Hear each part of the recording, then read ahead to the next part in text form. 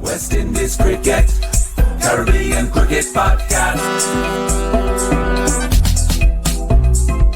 West Indies Cricket, Caribbean Cricket Podcast. Yes, ladies and gentlemen, welcome back to another quick edition of the Caribbean Cricket Podcast. I'm on half the Caribbean Cricket Podcast, Machel St. Patrick Hewitt, and this is just a recap of day one, the day at the test. Obviously, if you tuned in last night, we did a live watch-along of the second session of day one, and I rather naively assumed that, I don't know why, I thought, this third session, I'll be able to get into bed by 2 a.m. in the morning. Come 3 a.m. in the morning, I was still awake watching all of day one. Jaja. Day-night test for the UK. It's not the one. But we had to rally said same way. You know how we do. So let's look back at day one. West Indies versus Jamaica at Sabina Park in did I just say West Indies versus Jamaica? West Indies versus Australia at Sabina Park in Jamaica. Good to see cricket return to Sabina Park. And first things first, great to see a good crowd in at Sabina Park. Our day-night test the way forward.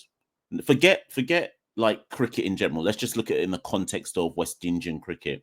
Our day-night test the way forward. Obviously, not all grounds in the region will be able to host it successfully, but is that the way to get crowds back into the stadium, along with the initiative, the long overdue initiative? Do you remember way back on CC? I am adamant that people in Cricket West Indies watch CCP for ideas. In fact, I'm adamant that people in West Indies cricket in general, in whatever capacity, watch CCP for ideas. Look how long ago myself and Santoki said, just make entry free. Make it free. There's nothing to lose. It's better to have a crowd than to not have a crowd. And I applaud Cricket West Indies for finally realizing, let kids in for free. So for this test in Jamaica, all children under the age of 16 getting free. And that's the right way to go. If you want to reinvigorate a brand new audience, you want to reinvigorate a brand new generation to understand the cultural significance of West Indies cricket in our story, then yeah, you got to let them in free. You can't, just like in England, where people have put cricket behind a paywall, therefore, when you put things behind a paywall, it lessens the capacity and ability for everyone to have access. If you put cricket in the stadium behind a paywall, you can't attract a new generation. Remember, West Indies don't win enough. And because we don't win enough, you're not going to naturally just get people wanting to turn up and say, yeah, I want to come watch the West Indies. You have to be able to give them an incentive. And the incentive in this case is free tickets. So well done. There were plenty of youths in Sabina Park yesterday, and that's good to see. Hopefully we see a similar reflection on, today at the time of recording on the Sunday for day two. But looking at the match itself, like I say, this is like a quick recap. We went live yesterday, so this is like a quick recap of the day. Australia won the toss and decided to bat. And Khawaja, in fact, all of them, the first three, Khawaja, Constas, and Cameron Green, all played time. Khawaja faced 92 balls for his 23. Constas faced 53 for his 17. Cameron Green faced 108 for his 46. And I just got the sense that Australia's tactic in that first 1.5 sessions was bat time, see off the effects of the brand new pink ball. And the ball all day, obviously particularly under lights, but all day the ball was doing something in the air and off the pitch. And this is why, early disclaimer, it is going to be very interesting to see how West Indies get on later today, because it's not as simple as saying, as soon as you bat under lights, it's super difficult, which it is, of course. But I thought it was difficult to bat all day. It may well be easier during the course of the afternoon when the sun's baking down in the early first session. But West Indies got the ball to pass the bat countless times yesterday. Whether number 70, whether Jaden Seals, whether Justin Grays, I lost track of how many balls beat the outside edge, didn't kiss it, didn't go through for a nick. This is before we consider drops. Kevlin Anderson spilled one off Constas. Warwican spilled a tough one off Steve Smith off his own bowling. There's a couple of run-out chances that possibly should have been taken. But the point being, there's something in this pitch for the bowlers all day long, right? So I wouldn't get brilliant that West Indies managed to navigate that final 30-minute session at the back end of day one and only lost 1 wicket. They were always going to lose something, right? And good that they managed to navigate to get themselves to close, only 1 wicket down. But don't get it twisted. It's going to be difficult to bat at all stages of this match.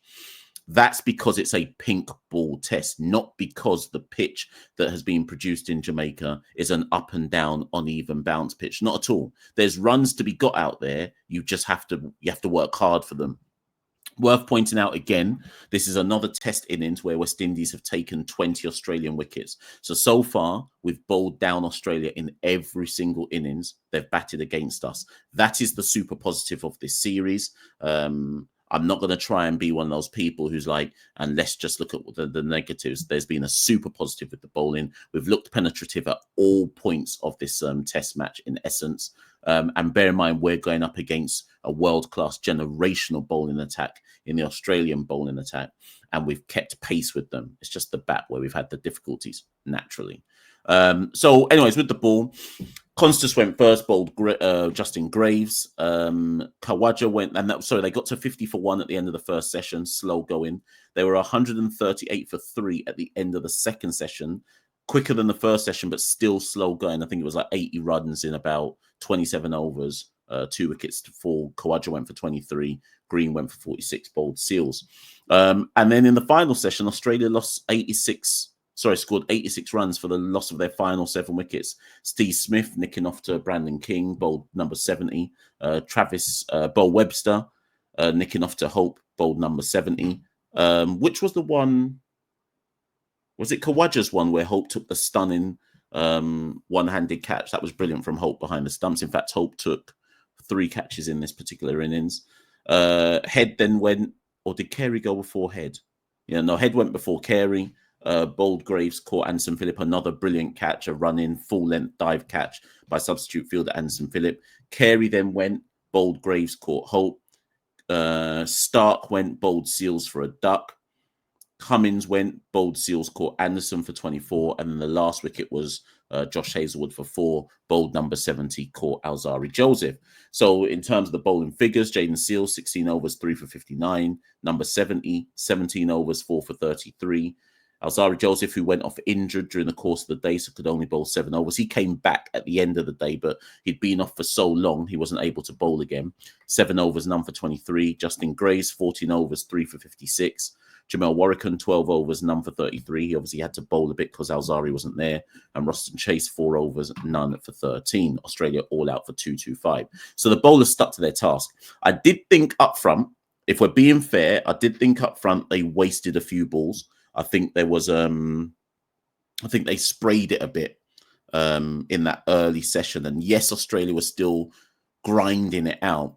But I'm like I say, it's going to be very interesting to me to see how Australia bowl in this first session and how many balls are loose from Australia, sprayed down the leg side, sprayed wide down the offside, and how many times they force West Indian batters to have to meet ball with bat. How many times they force West Indian batters to have to play. You would think that Australia are going to do a better job of that, and therefore the West Indian batters' technique is going to come under huge scrutiny over the course of day 2. But like I say, we shall see. I thought Brandon King shaped up well in the 30-odd minutes that he had to bat at the back end. Obviously, for those who don't know, Machel Louis took a blow to his left knee when he tried to dive for a ball at extra cover, seemed to bang and jar his left knee. He went to hospital to go and get scans. John Campbell copped a full ball full in his chest right here off a Steve Smith sweep shot. That was like close, blunt trauma right there. Like when I saw it, I winced and I was like, "Rah, that could have been even worse." So he must have a huge bruise on his chest right there. He had to go to hospital as well, which meant that West Indies had to open with a makeshift opening pair. Brandon King, who normally bats 4, had to open along with Kevin Anderson, who was scheduled to come in 3. Obviously, Anderson fell early. He faced 11 balls, and then Stark bowled him down for 3. Now, here's my thing. Yes, Anderson's on debut. Yes, it's harsh that he had to basically be a makeshift opener. But my thing is this: I don't think we should spend too much time focusing on the fact he was a makeshift opener, because when you bat number 3 for West Indies, you might as well be listed as an opener anyway. So I get it. It's not fair. It's very harsh that he had to come in and play that role on Test match debut. But any number 3 in West Indies cricket should basically know that you're coming in to bat within 5 overs more often than not. So I don't necessarily buy, he wasn't prepared for this. Otherwise, why is he number 3, right? It's a revolving door out here. But Mitchell Stark done him up like a kipper. As soon as Stark was bowling to Anderson from ball 1, you were like, yeah, Stark's going to bowl him down. Kevlon has never, ever faced bowling like that before in his life. Nowhere at the domestic level. He's only played one A-team series, nowhere in A-team cricket. And his lack of experience, like Mitchell Stark would have done that to bare next man, right? Never mind Kevlin Anderson. So his lack of experience was shown up. Bit unfortunate for him, but he gets another dig in the second innings. And obviously Chase then had to come in at number 3 because of the injuries. And him and Brandon King were able to marshal it through to the end. So what do we set ourselves as a target? I always like to say, what's the bare minimum? And I think the bare minimum in this scenario, given what the ball is doing, given how the pitch is playing, we don't know. Maybe it'll flatten out on day 2. Maybe we'll be lucky and the pitch will flatten out under the hot Kingston sun and it'll be easier to bat. I don't want to say easy, but easier to bat on day 2 than it was on day 1 in terms of mid-afternoon, until it gets to obviously dusk and then the nightfall and the lights, etc. So as a bare minimum, I'd like to see West Indies, assuming that Louis and Campbell can come back and bat, I'd like to see them get to 150 minimum. Some of you will say in the comments, Mash, how can you be so how can your standards be so low in terms of setting them a target? Listen, I've just seen Australia get bowled down for 225. Look at the general theme of the series. Whatever Australia make, we generally speaking are not going, we either won't make it or we're not going to make much more than what they make. So I think in the first instance, you're looking at 150 minimum, just to kind of keep us in the game a little piece. In an ideal world, we'd get up to 200. Until you see like the first hour of day 2, it's going to be very hard to see how that manifests. What we have to bear in mind, though, is that Australia lost their last 7 wickets all under lights for 86 runs. So if West Indies are going to get close to Australia, you kind of feel like a lot of the work has to be done in the first 2 sessions, because once those lights come on, we've already seen how it manipulates and affects the game with the pink ball under lights. So West Indies have to bear in mind that Australia tried to grind ball it for the first 2 sessions, which meant that when the lights came on, they were 138 for 3. And I said, in fact, I said live when I did the second session live watch along yesterday, I said the danger for Australia is they haven't moved the scoreboard on. So if West Indies are able to go 1-2 bang, all of a sudden we're right in the game. And that's exactly what happened under lights. So West Indies just need to be mindful of the fact that we could grind it out and we can grit it out and we can try to keep wickets intact. But when them lights come on in the 3rd session today, day 2, it could be curtains again. Note that what Australia did under the lights was I think they made a calculated decision. I think they said, listen, this ball is hooping, hopping, vooping all off the track and through the air under lights. There's no point in trying to grind this. Let's just try and get as many quick runs as we possibly can, because under lights, you're bound to get bowled down. That's how it seemed to play out. I don't know if that was Australia being a bit too harum-scarum with their tactics. We will have to see when and if, and assuming the West Indies get a chance to bat under lights later on today. But we shall see. What we will just say is this as the final thing. This now marks the 8th completed day of the series so far. If you had said to me before the start of the West Indies-Australia series, West Indies will be ultra, super competitive in 5.5 out of the 8 completed days of the series so far, I would have taken it. Before anyone talks to me about Gabba this, Gabba that, we're talking about the general history of West Indies versus Australia. I would have taken 5.5 days of, and when I say competitive, I don't mean Australia have like a huge gap to us. I mean there have been 5.5 days out of the 8 minimum on this series where West Indies have gone toe to toe with Australia, and there's been no discernible gap between the two sides. It's only when Australia have cranked it up, usually on the final day of both days of the Test series, that it's been like, oh, when the Aussies crank it up, we're found wanting. But so far, so good. Another good competitive day. The bowlers have kept us in the match. Let's see how far the batters can take it today. But as things currently stand at the end of day one of the third Test in Jamaica, we are in the game. Whether that will still be the case at the end of day two, well, you'll have to tune in and we'll go through this again. Listen, I've been Machel St. Patrick here at One Half Caribbean Cricket Podcast. You know by now the drill. Like, share, subscribe on your way out if you haven't already done so in the course of this video. If you'd like to support the Caribbean Cricket Podcast, either if you're a betting guy, you can get involved with our sponsors, Parlay Pros. All the information in the descriptor below. They've got a super high-tech data algorithm which gives you the best bets where you can lay your money down. Only sensible people get involved in that, please, because obviously betting is not for people who have no impulse control. If you'd like to support in other ways, you can go to www.patreon.com/Carib Cricket. Any little bit helps and counts. There's also the buy me a coffee option, which is also in the descriptor below. Or if you're just a YouTube guy, super chat, super thanks, etc. We'll be back later on, possibly with a live watch along for session 2 again today, but that's not set in stone. But look out for it. Look out for hit the notification bell and look out for the notification in your emails as and when we go live or drop some content.